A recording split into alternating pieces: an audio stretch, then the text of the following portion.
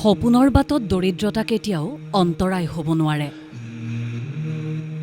আৰু তাৰেই যেন একমাত্ৰ উদাহৰণৰূপে পৰিচিত হ'ল কলাইগাঁৱৰ কুলদীপ।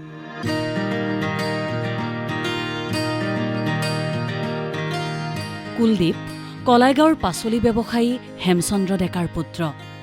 সদ্য ঘোষিত নীটৰ পৰীক্ষাত ৫৭০ নম্বৰ লাভ কৰিছে কুলদীপে আৰু তাৰ পাছতেই গাঁওখনলৈ আহিছে আশাৰ বতৰা।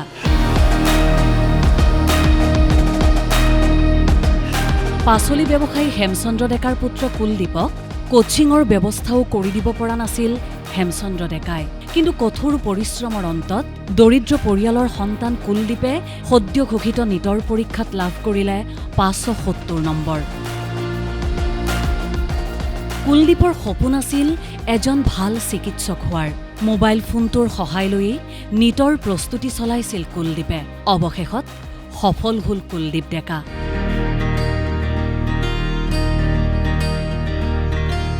সফলতাৰ বাটত দৰিদ্ৰতা যে কেতিয়াও হেঙাৰ হ'ব নোৱাৰে, সেয়া আকৌ এবাৰ প্ৰমাণ কৰিলে কুলদীপে। পইচাৰ অভাৱ হ'ল বুলিয়ে যে সপোন দেখিবলৈ বাদ দিব সেইটো নহয়, কাৰণ আজি যিবিলাক উচ্চ পৰীক্ষাবিলাকৰ দুখীয়া শ্ৰেণীৰ মানুহবোৰেই সফলতা অৰ্জন কৰিব পাৰিছে।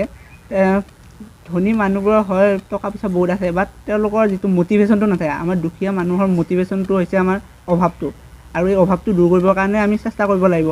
সেইকাৰণে তেওঁলোকেও যাতে টকাৰ অভাৱত পৰি সপোন দেখিবলৈ নেৰে, সপোন দেখক, সেই সপোনটো পূৰা কৰিবলৈ কষ্ট কৰক, আৰু পথ ভগৱানে নিজে নিজে ওলাই দিব।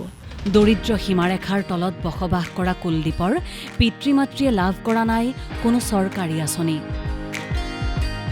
কুলদীপ আজি গাঁওখনৰ বাবেই আশাৰ প্ৰদীপ।